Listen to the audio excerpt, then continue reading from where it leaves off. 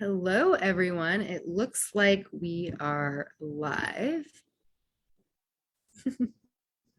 My name is Lori Beth, if you are only meeting me for the first time. And this is week 4 of Empowered Relationships, which is a show that I created to talk to relationship experts, attachment theory experts, intimacy and relationship coaches. Next week, I'm actually going to be interviewing a couple that's been together for 20 years and their journey. But basically a show to really get into what makes a healthy, secure, and lasting relationship. And I would also say an inspiring relationship, one that really meets you in all the parts of yourself that are most important. So, and I am, if you don't know me, I am a licensed psychotherapist and a relationship and intimacy coach. And I work primarily in my coaching work with conscious, powerful, successful women who are ready to magnetize what I would call a soulmate partner, which is really just a partner who they feel secure and settling, to their nervous system. So there's like a secure base, while also inspiring and expansive, and like there's a lot of juice and passion in the relationship. So I will speak a little bit more about that at the end, about the program that I am currently running.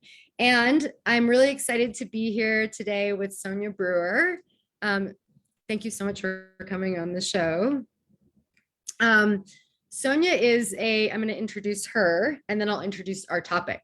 Sonya is a licensed psychotherapist, a body-centered psychotherapist. That's really important. A somatic coach and a relationship expert. And Sonya and I have actually probably known each other for like 15 years, I think. We went to graduate school together. We were actually in a 2-year internship together. So we have a lot of history and also knowing and appreciation for each other's work. So it's really exciting for me to have you on the show. I just love, all the different chapters that we've shared and being able to support each other's work.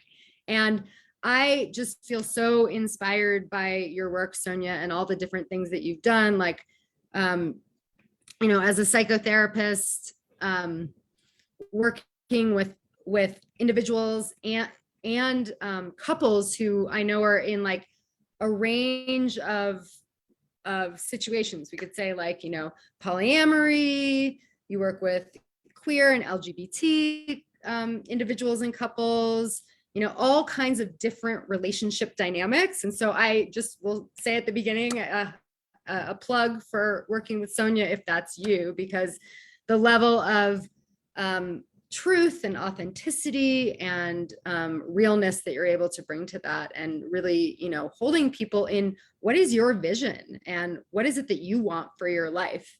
And then Sonya is, she'll talk about this more at the end, but currently she is about to start a program that's called Badass Boundaries for Overachieving Trauma Survivors. And so actually that's the topic of our show today, which is boundary intelligence in intimate relationships. And I know you're just a breadth and wealth of knowledge on this topic. So I'm super excited to be having this conversation. Before we dive into that, is there anything else you would add about your work that I missed? Because I know what an introduction. Oh, great. Well, I mean, I know that you just have so much different training in like, somatic experiencing and sensory motor. And I think what's the other, anyway, there's generative somatics, which is a huge, totally. Just like so much in the body, and really shifting, becoming more of who we are and more of our authentic selves, and being able to create lives that we love through working with the body. So I love that you know me so well. That was incredible. Yay. Yeah, I mean, you're right. The core of that is just that my work is deeply trauma informed. And when I talk about trauma, I'm not just talking about what people, traditionally think of in terms of like bad things that have happened, overwhelming experiences that have happened. But I'm really talking about what it is to live inside of a world that, perpetuates a lot of self-violence, disconnection from ourselves, disconnection from our bodies, racism, homophobia, ableism, all of that. Mhm. And so when I talk about trauma, I'm really speaking to a broad range of experiences, and we can all use trauma to the kind of work that holds that trauma informed lens. Yeah, yeah. And that's a great segue, I think, into boundaries, right? Because I mean, we could go on and on about trauma and boundaries in general, because right, being able to have good boundaries often takes, for many people, working through trauma of early relational experiences and then repetitive experiences throughout life where it wasn't safe to actually express your needs, express your desires, and also express a boundary and say, this doesn't work for me. So much of the working through of being able to put forth boundaries in relationships, to me, there's like, you can't separate that out from working with trauma. Like everyone, I think every human, right, has some experience of not feeling safe and received in their boundary. Mm-hmm.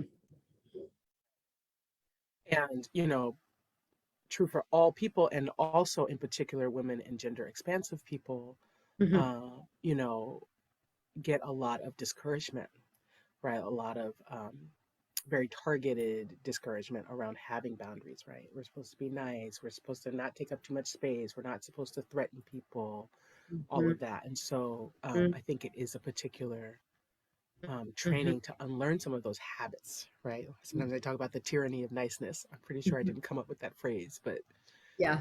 um, yeah. Mm-hmm. Mm-hmm. Yeah, that's great.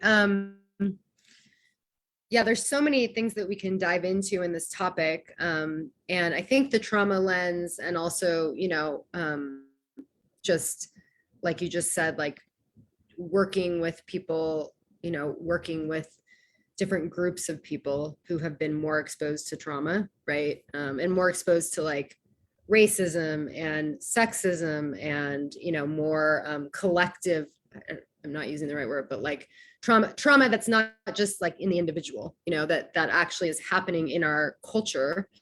Um, so I'm sure we'll continue. What'd you say? Collective trauma. Yeah. Yeah. And so I'm sure we'll continue to kind of weave that through. And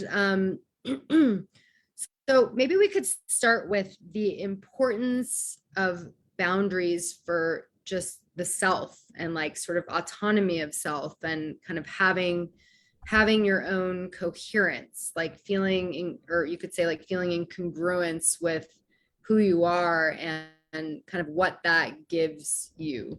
Yes. Yeah, I mean, I talk a lot about the importance of internal boundaries. Your volume's very low. Just drop. Um, for some Let's reason, see. my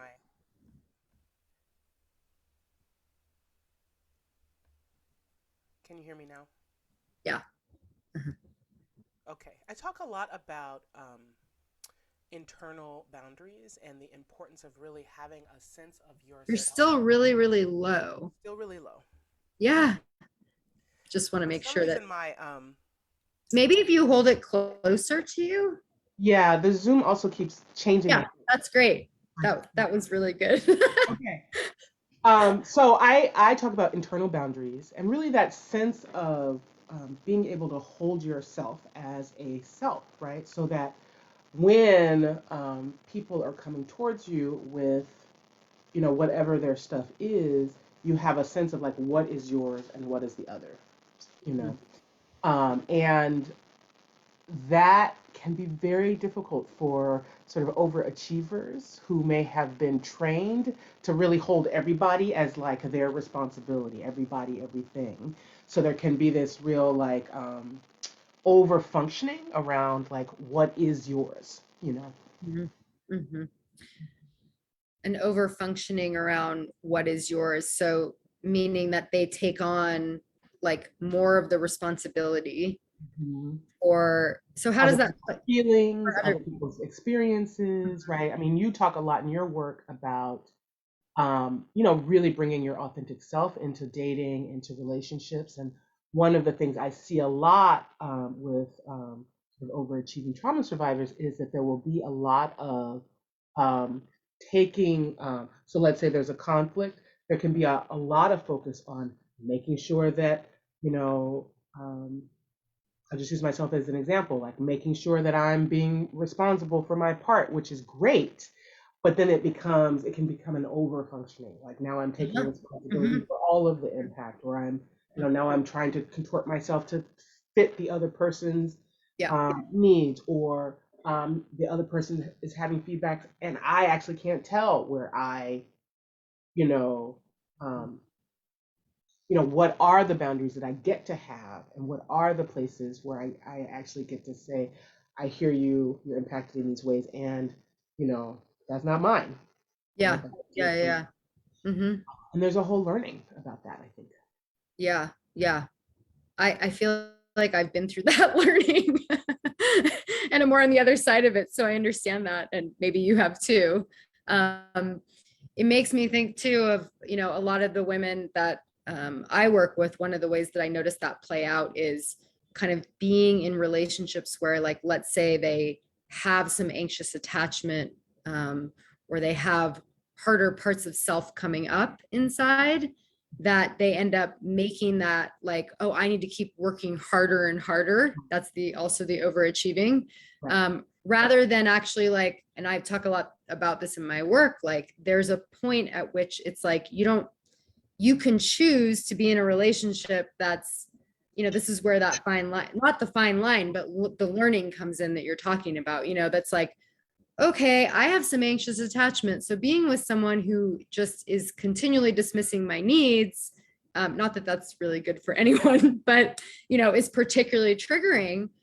I actually can make the choice and put up the boundary that I'm not open to that. Like I'm not available for that kind of relationship. So that's kind of what I hear you saying with, Absolutely. And also, sometimes what can happen is because there's a feeling that the anxious attachment is wrong, that person might not even bring their needs forth, right? So yeah. they can be sort of like sitting on top of all of that anxiety, trying to look cool or trying to like hold it Uh-huh. together, while meanwhile they actually have really clear, concrete things that would help them feel more grounded, and they don't feel a permission to bring that forward. Mm-hmm. And so beginning to have those conversations, with and have them early. Like, don't be worried about scaring people off.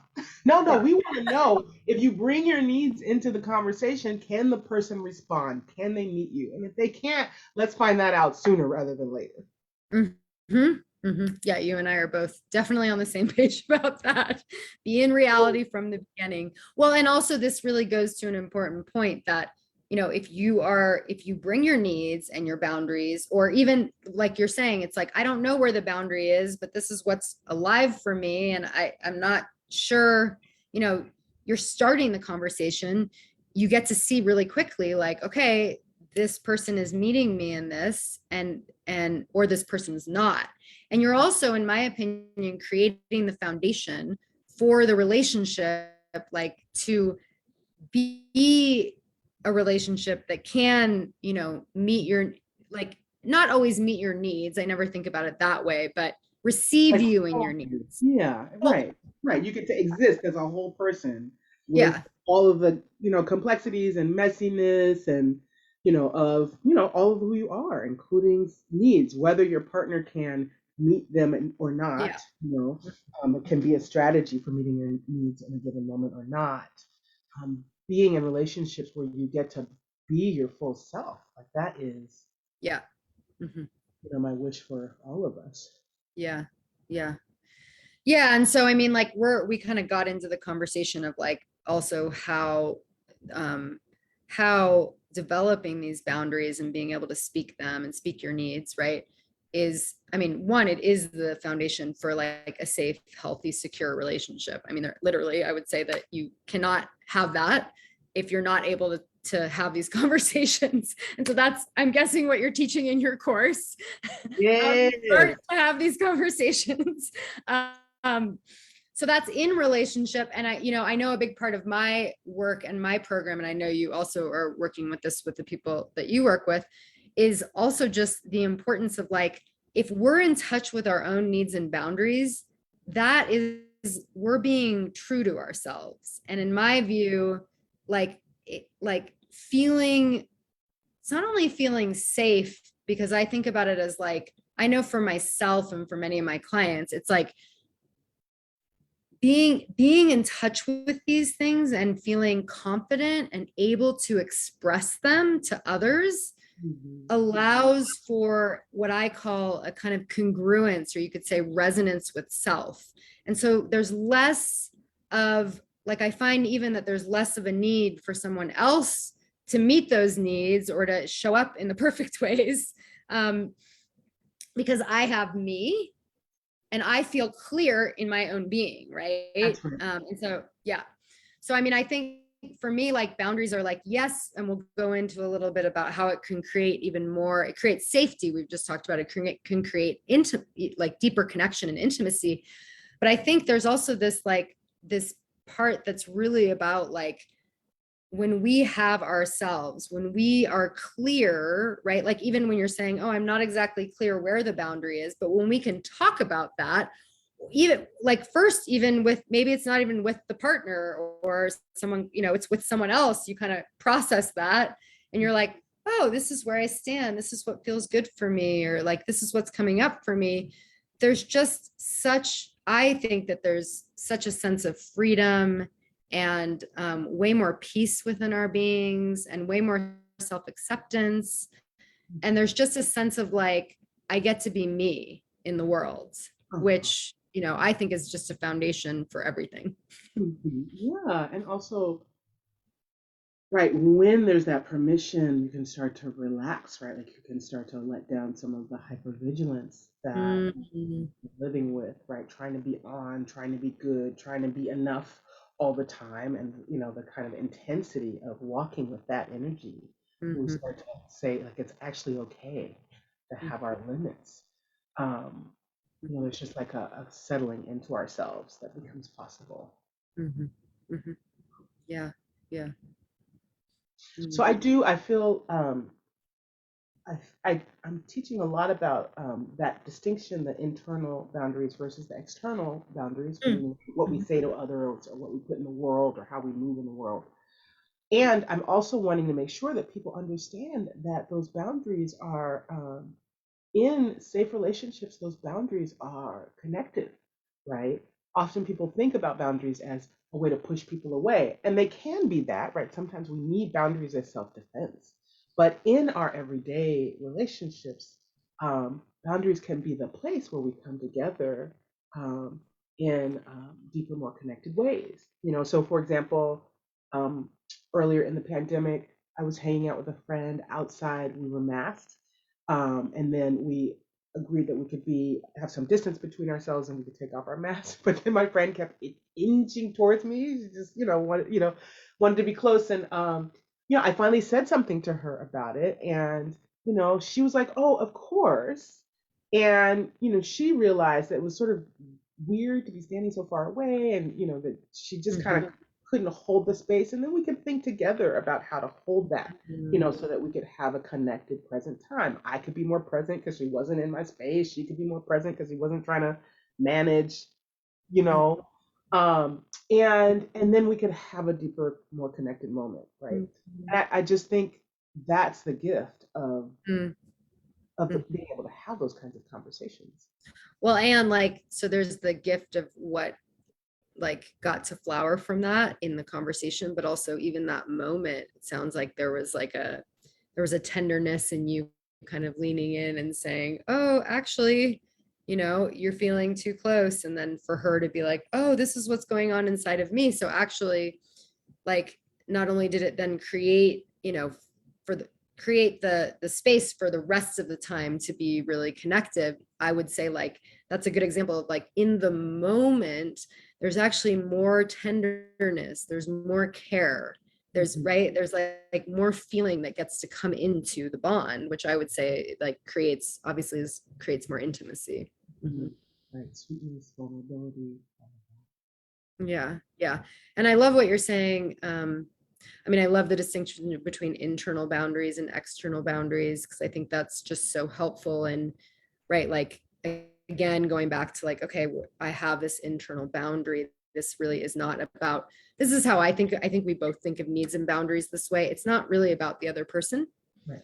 Like I think, right, it's about us getting connected to ourselves. And so, right, and that's when you just, I know that this is how I've lived my life and how I'm really sort of working with people and teaching people. It's like, oh, I have this need. The other, then we become actually way more differentiated, way more sovereign, way more able to care for the other. So this is like another, I think, positive of having these boundaries, because it's like, oh, I'm taking care of me. I think when we make it about the other person is often because we don't feel safe. We don't feel like we can make it, like we can take care of ourselves. So then we have to put out the blame, or like, if they could just change their behavior or be this way or that way, then then I would be okay. But really it's like in that way too, it's a way of, obviously these kinds of inner boundaries and needs were what we didn't get in our families. And so it's also a way of kind of reparenting ourselves,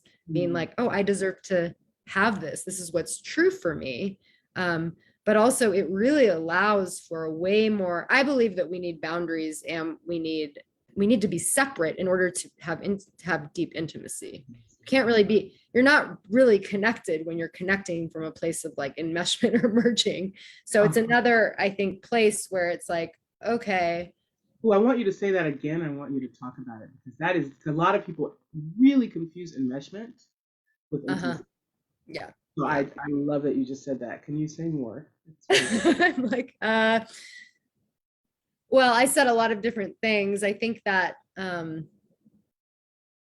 yeah, I think that there's just this, yeah, I think you're right that a lot of people confuse that. My experience and what I see in my clients as well is just like, the more that we're like, even just being connected to a need, and I don't make it about the other person. Trying to think of how I could say this. It's like, then I'm so deeply self-connected that, I'll say it in two different ways. I think then I feel more, then I'm more available to feel and hear from what's going on for the other person. I'm feeling it right now. I know one thing, that this might be another angle on it, that I often feel, personally, is that when someone is coming from a space of ownership, like I have this need, this is what's going on for me, and I feel them in their separateness, I care so much. I care way more deeply about the impact. If I feel that someone's sort of like coming at me with more blame, or they're trying to kind of take care of my experience and kind of get in there, it can feel, well, for me personally, because this is just how my system runs, I struggle with enmeshment. So then I feel like I don't feel safe, and now I don't want to connect with you. But so that's kind of my personal, and I think some people have that and some people don't. But I find it really confusing when, like, it's like, if we're kind of, if there's sort of that enmeshment, then it's harder to feel myself, and it's harder to feel the other person. Right. So, exactly. And I think it's harder to care about somebody and care about the impact when I can't really feel where I began and the other person ends. Maybe you can add to that. It's really, it's powerful. I think it shows up a lot of different ways. For some people, I think it shows up as like, caring so much, or feeling like I care so much about the other's experience, and I'm feeling their experience, and I can't even tell what is theirs and what is mine, and it's all jumbled up. And it's really hard to tend. And it's hard to tend self and other, right? Because sometimes the needs are really different. And so there's a whole process of sort of disentangling enough. I mean, I see this a lot actually with folks who are kind of chronically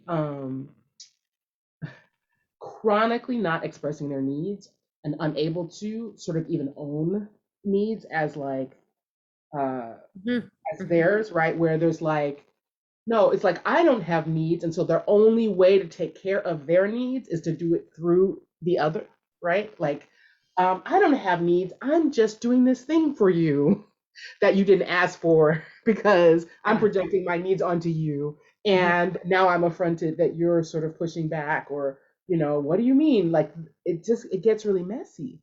Mhm. And if a person isn't owning their own needs, they sometimes they can't even see that that's what's happening. They can't tell they're projecting. So Mhm. or the only place that needs come out for them is when there's conflict. Another. Uh, I work with couples sometimes where a person sort of doesn't have needs, doesn't have needs, doesn't have needs, and then their partner says something like, "Hey, something's not working for me," and then suddenly their needs are out. Well, I need blah blah blah blah blah, and it's like, wait a minute, you have been not talking about your needs all this time, and now your partner is talking about a need, and then your need is sort of comes up as a conflict as opposed to being able to be its own thing, right? And so there's all kinds of ways I think that Yeah. people can Mhm. practice learning how to really hold themselves, connect with themselves, stay self-compassionate so that those needs can come forward, in grounded, connected ways. Mhm. I think the example you gave is such a good one because what ends up happening in those situations where someone chronically isn't in touch with their needs or speaking them is that it just breeds a lot of resentment, right? And they end up projecting their um projecting like so sort of like their disappointment or their resentment or like you didn't do this for me or like you said like they do things sort of in order to get back but without actually being clear like hey, I actually have this need or being like that example too is a good one. It's like doing I know that like I think we can trust people more when we know that they're taking care of themselves. So if someone's doing something because they're trying they think oh that's the way to get love or you know um if I do this for Right, you you're going to do it for me right right. there's a sense of like um yeah in that environment then there's a sense of what was I going to say about that? um, there's a sense of Yeah, like the unmet expectation, the unspoken yeah, expectation is yeah, and up then in the air. mhm, mhm. Hmm. And then there's a lot of projection and blame. So that's what I was going to say, and resentment, which obviously those things are not those things do not help. In my opinion, what this all does, I'll say, I was going to say those things don't help more connection and more intimacy between the two people, but also they create a lot of confusion. Like I Yeah, think we've both worked with individuals and couples where there's just like, because this is going on, there's just a lot of confusion about in the field, like what is even happening? What do I feel? What do you feel? What do I need? And it actually, like, even in the role of like a therapist or a space holder, it can be actually quite confusing, even on the outside, to sort of wade through like what is going on. And so I think that's actually a good example because I think that's the level of confusion in the field of the two people, of the couple, for example, that can happen when there isn't this clarity of like, okay, this is actually what's true for me. This is what I need. This is my boundary. And what I'm so, feeling. Uh-huh. what'd you say? This is The what I'm last thing? feeling. Yeah, this is what I'm feeling. And so I mean, I'm sure that this is also what you're teaching in your course, but when you were speaking before, what I was thinking is like, this is the importance, like even people who say like, oh, I'm pretty laissez-faire, I don't really have needs. It's like, well, actually, it's a really good practice to get in touch with what your needs are, right? And like, sure, it may be true that like you don't really care where you go to dinner. And so you let your partner decide, like there's a small, right? Like as a small example. And that's great if you actually look inside and say, you know what, I don't really care about this. And this actually doesn't really impact the rest of our relationship or other needs or other boundaries or other feelings that I have, right? But I think that it's important, even in those situations that might seem more on the surface, to actually connect with self around what is true, like learn about your inner landscape. Right, because often what people are doing in that, even in that small example, is they just default to a non-position, right? They just Mhm, default to mhm. letting someone else make the decision. And you know, for some folks that can be okay for some time, but um, you know, one, it can become really burdensome for the other person to always be in the position of Yeah. having to make Mhm, a decision. And also, like you're saying, then if you don't ever cultivate, like build the muscle of connecting with your own inner landscape and knowing your needs and being able to offer that, you actually like you're bringing less of your energy into the relationship. mhm, mhm, mhm, mhm. You Yeah, this start, goes back to like why I think it's so, I mean, and I was trying to talk about it before, but why I think it's so important, where I really believe that boundary intelligence, like what we titled this, is crucially important to actually have the depth of intimacy that you want. Because I really, again, it goes back to, right, like there's two full selves bringing themselves to the table, relating to each other, understanding each other, caring about each other, right? And like if you know, if two people, if one of them is having really, you know, painful feelings, even related to the other partner, and they're able to express that with ownership, and really like, yeah, this is what's coming up for me, and this is the pain that I'm feeling. It really allows an opening for the other person to care, you know, and to meet them there. I think that it can be quite a bit more confusing when the person, and obviously everyone's working on this constantly, but you know, when the person is bringing that up as either like, you did this to me, or an attack, or you know, like, you're not meeting this need in me, right? Which I think that all of that is prevented by having this boundary intelligence, by having, you know, being connected to our own needs and our own feelings, and being able to express that. I also noticed that when couples make that shift, the conversations about um, unmet needs can be more spacious and more effective, right? So I'm thinking Mm, about people where there's a really big desire discrepancy, right? And the difference between, you know, I have a deep longing for touch and affection and really relate to that as like a core part of my being. And, you know, I understand that you are not available for that right now. And, you know, there's pain in me about that versus, you know, why aren't you meeting my need for sex, right? yeah. Like the way those conversations go and what becomes possible in those conversations is really, Yeah. Yeah. That's a great example. I also have seen, that reminds me of like, I think when couples do make this shift, some of the hardest issues in their relationships, like I know couples who, you know, for years were actually in the conversation of whether to have kids or not, because one person wants it and one doesn't. And there's actually a beautiful intimacy that gets created in the like, I'm holding on to me and you're holding on to you, and we're actually just in the mystery of this. And so we keep coming together to meet each other in this difference, right? It also shows how it's okay to have a difference and love each other, and really like get the depth of, like, you know, for the person in that example who's wanting a child, this is what it's like for me. This is what, you know, this is what, why I want this. This is what it would bring to my, you know, and really feel seen and heard in that space. And then the person not wanting it, like really being able to express what's there for them. And so, um, yeah, there's such a beauty in that. And I think the couples that I've seen over time who've had those kind of dilemmas, they've been able, they're sitting in their own seat, you know, they're sitting in their own sovereign seat.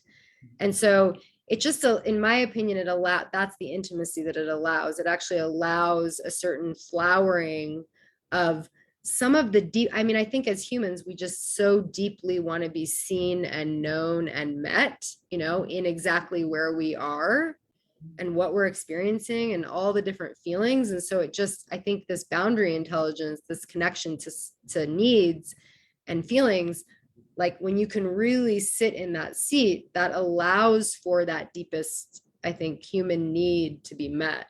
Yes. Yeah. That's really beautiful. I do want to say that I also have a lot of compassion for folks as they're learning how to do this, because it can be very scary if you have not been, if you are Mhm. coming from an experience where conflict has been scary, or Mhm. difference automatically equals conflict, or it wasn't safe to be differentiated. It can be it can be quite unsettling to the nervous system, right? If there's abandonment trauma, any of that kind of stuff.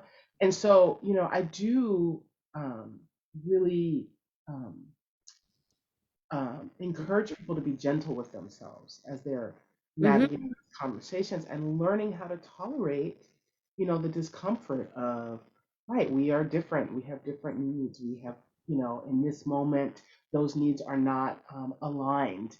And I'm gonna stay true to myself and speak my truth and stay connected to myself. And I'm gonna listen to you and stay connected to you and, hear and understand you, and just be in that dance, that, it takes some time to learn. Yeah. Oh yeah, yeah, yeah. I appreciate you bringing that in. I think I get excited about about the outcome of it.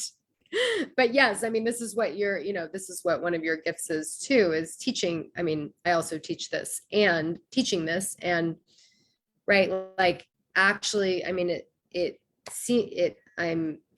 I'm in your program, like actually taking people through step by step of how to start to learn and integrate this. And it's a continual practice, right? It's Exactly. like we're never at perfection ever. Um, and it's something that we were never taught. I mean, that's the biggest piece of it, right? Like most people were never taught, how do I relate in this way? How do I, and so I love that you're offering this, because just knowing you, my guess is that it is very step by step, Very step by helping step, people. Yeah. very also in the body, right? Because it's not just, these are Mhm. not just ideas, right? Like these are Mhm. postures, these are ways of moving and breathing and talking and, being. And part of the Mhm. step by step is connecting in that very visceral way with what's Yeah. happening inside. Mm. I love that. And we're just, yeah. I love that you're bringing in the body, because I think and sometimes I think I almost take that as like second nature, because I've cultivated that over many years. And I think that, yeah, it's like how we actually even know ourselves is through the body, like how we feel the boundary, right, is through the body. And like the whole conversation, when I'm thinking about being separate, it's like I feel my body, my being as separate, but that's something that a lot of people, like most people, don't have. Like that takes a lot of time and a lot of practice. um feeling that separation through the body, like feeling connected to, oh, this is the feeling I'm having right Right. now. Especially if there's a trauma history and the body hasn't felt like a safe place to kind of Mhm. be, right? There can be a whole learning around that, how to recognize that, how to recognize that overwhelm, how to slow things down enough, how to safely enter, baby steps into connection, with yourself. Mhm. Um, yeah, I think it's really beautiful work, to really make space for yourself to learn, in that way. Um, Mhm. and that's why I'm taking like a 12-week chunk really to do that deep dive, because I want people to have the space and the time and the holding, right, to really move through a really grounded process. Mm, mhm, mhm. And my guess is that there's a lot of space in that process for, like, because you're so, because trauma is your specialty, for people to have like the familiar trauma response and then actually have like resources and skills to work with that. Yeah, exactly. Yeah, I'm doing I'm offering asynchronous video coaching as part of it. So we're meeting we have group meetings, but also folks will be able to be in some contact with me, and I'll be doing some of that coaching. And I think it's one of the gifts of this particular program, because when those come up, people have the community, we have the classes, and then they have the Yeah, coaching as well. beautiful. Do you want to, it seems like this is a good place to end. And so do you want to talk a little bit more about your course, like just more of the details when it starts and Yeah, badass what it boundaries will for entail? yes, Go ahead. badass boundaries for overachieving trauma survivors. It's a 12-week group program, and it starts on Thursday next week. I'm so excited. The group is filling. We've got folks coming in. So yeah, but we'll be meeting and we'll talking about all of this, right? Boundaries in safe, intimate relationships, boundaries in challenging relationships, boundaries of self-protection, some of the deep embodiment practices that support, the boundaries as a life practice. Also people will be learning about receiving boundaries. Some of us are, it's not just that we have trouble saying no, we have trouble receiving another person's, right? Boundaries. And so working with that and working with like, how do we repair boundary ruptures and things like that. So yeah, we'll meet over 12 weeks. There'll be there's homework and time in between each group meeting. So I think it's gonna be really deep and rich. Wonderful. Well, so if you are interested in that, you can reach out to Sonya over Facebook or yes, becomingunstoppable.net. Oh, great. Wonderful. Well, I would highly recommend her course. It sounds amazing, and like giving the really like, I mean, sounds like it's such a intimate and holding container, and also just really giving people the skills that they can continue to keep growing in, like even after the course. I mean, these are huge life skills. That's at right. learning how to, learning what your needs are, what your boundaries are, and also working through the trauma that might be there that has prevented you from being able to actually put those forth and feel safe and empowered to do so. Yeah. Exactly. Lori. Thanks, everyone. I am enrolling women for my Liberated Relationship Mentorship Program, which is a 6-month one-to-one high-touch container for conscious, powerful, successful, self-responsible women to really meet their partner. And there are several components to the program. The first component is embracing and embodying your core essence and your natural gifts, which is really the process of really freeing yourself and becoming more and more of who you are, and doing the healing work and to see the parts of you that don't feel like you actually can be 100% who you are in the world. And in my view, this is like the number one way that, in my clients' experience, that we meet the right partner for us is by being exactly who we are. And we've all, everyone has learned in different ways to cut off certain parts of themselves. And that's actually sort of counter to meeting a partner that is great for you. And the other components of the program are, we get really clear about your high standards in love. Some people already know what those are, and your non-negotiables, and really practice discernment and boundaries, like we've been talking about, in your dating life. And part of that process is really, like, I do a lot to support you in having your adult woman in the driver's seat rather than your attachment system and your nervous system, which means that you make the powerful decision to be available for what it is that you want. And then when you're like out in your dating life, you become the co-creator of intimacy, you're transparent, you lean in to some of what we've been talking about, learn to lean in more. And if something that's uncomfortable for you, if something comes up for you with a man early on in the dating process and you're feeling excited about him, being able to speak that, see how he responds to what you said, and really going through this process that Sonya and I have been speaking about, of really honing in on being able to really start a relationship in reality and create the foundation of being